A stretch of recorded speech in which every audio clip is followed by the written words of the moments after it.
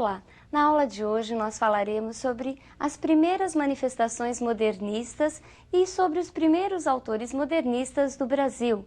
Nós falaremos da primeira fase modernista. Lembre-se de que a Semana de Arte Moderna foi um grande movimento, um movimento inovador na literatura do nosso tempo. Vejamos quais são as principais características e os principais autores dessa época. A primeira fase, conhecida como heróica, compreende o período de 1922 a 1930 e apresenta o desejo de liberdade, de ruptura e de destruição do passado como características marcantes. Os principais autores são Oswald de Andrade, Mário de Andrade, Manuel Bandeira e Alcântara Machado. Essa fase foi predominantemente poética, mas nós encontramos também alguns textos escritos em prosa. Neste período, nós encontramos como grandes marcas a negação, a ruptura, o desejo de liberdade linguística e um forte nacionalismo. Vejamos agora o grande escritor do período. Nesses quadros, nós encontramos a figura de Mário de Andrade. Mário de Andrade é considerado o Papa do modernismo brasileiro e ele foi um dos escritores mais apaixonados pela cidade de São Paulo. Mário de Andrade era um escritor irreverente e criativo. Em seus textos buscou romper com o passado, com as estruturas até então tidas como modelos. Mário de Andrade buscava o resgate da linguagem cotidiana, do dia a dia, do popular e do folclórico. É com seu texto, Pauliceia Desvairada, que nós temos praticamente o primeiro livro realmente modernista. Vejamos o prefácio desse livro. Leitor, está fundado o desvairismo. Este prefácio, apesar de interessante, inútil. Alguns dados, nem todos, sem conclusões. Para quem me aceita, são inúteis ambos. Os curiosos terão prazer em descobrir minhas conclusões, confrontando toda a obra e dados. Para quem me rejeita, trabalho perdido explicar o que, antes de ler, já não aceitou. Quando sinto a impulsão lírica, escrevo sem pensar tudo o que meu inconsciente me grita. Penso depois, não só para corrigir, como para justificar o que escrevi. Daí a razão deste prefácio interessantíssimo. Esse ar de deboche presente no prefácio se estende por todo o livro. Mas Mário de Andrade não escreveu só poesias, ele também escreveu em prosa. E ele escreveu um romance muito conhecido, o chamado Macunaíma, mas que não apresenta as características de um romance como nós conhecemos. Vejamos algumas imagens sobre Macunaíma. O livro Macunaíma, que apresenta o subtítulo O Herói Sem Nenhum Caráter, é um romance rapsódia que discute a nacionalidade brasileira. E o que é uma rapsódia? Rapsódia é uma composição que mistura elementos musicais com elementos do folclore, da cultura popular. E é justamente isso que Mário de Andrade faz em Macunaíma. Ele vai contar a história do índio que de preto virou branco. Ele vai contar a história de Macunaíma, que significava um grande mal. Vejamos como aconteceu o nascimento de Macunaíma. No fundo do mato virgem nasceu Macunaíma, herói de nossa gente. Era preto retinto e filho do medo da noite. Houve um momento em que o silêncio foi tão grande, escutando o murmurejo do Iraricuera, que a Índia Tapanhumas pariu uma criança feia.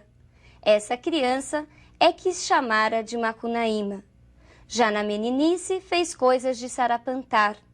De primeiro passou mais de 6 anos não falando.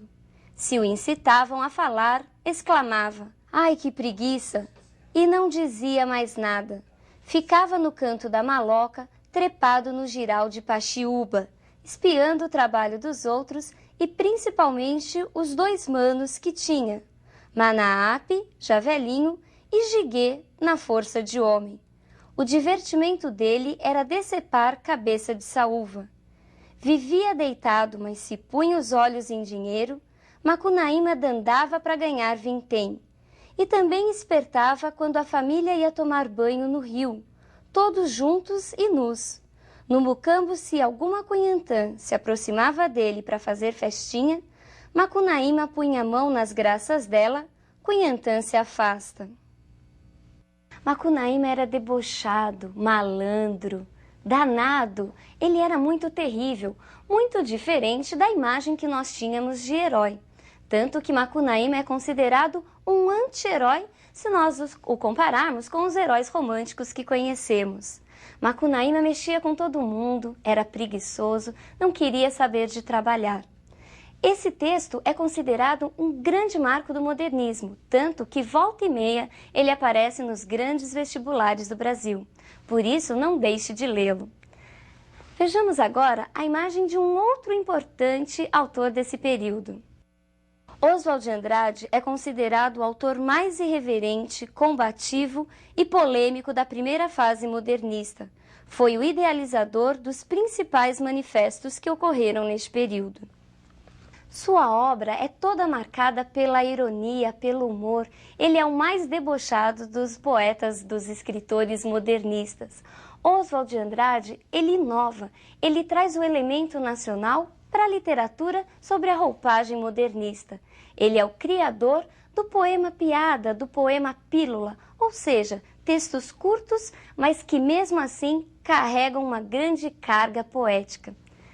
Vejamos alguns exemplos desses poeminhas de Oswald de Andrade. Erro de português. Quando o português chegou, debaixo de uma bruta chuva, vestiu o índio. Que pena! Fosse uma manhã de sol, o índio tinha despido o português. Pronominais. Dê-me um cigarro, diz a gramática, do professor e do aluno e do mulato sabido. Mas o bom negro e o bom branco da nação brasileira dizem todos os dias: deixa disso, camarada, me dá um cigarro. Perceberam a diferença e o humor? Muito diferente dos poemas parnasianos, não? O próprio Oswald também escreveu prosa, assim como Mário de Andrade. Vejamos agora a capa de um de seus livros mais conhecidos. Nesse livro, Oswald rompe com os esquemas tradicionais da narrativa.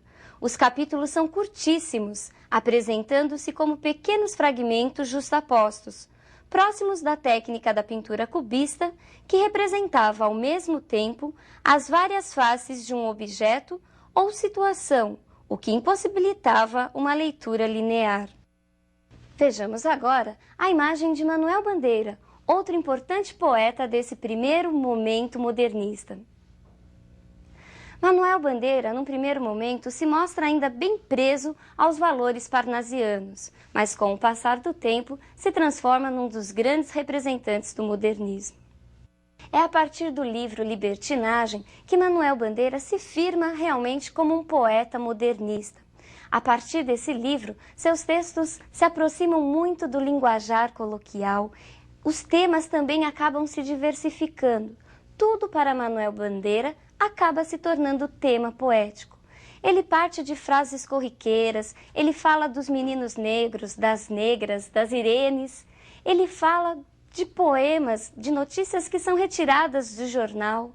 E ele brinca até com a sua própria doença. Lembre-se que Manuel Bandeira, ele sofria de tuberculose. Mas é com um poema intitulado Poética que nós encontramos as principais características de sua obra. Vejamos alguns fragmentos deste texto.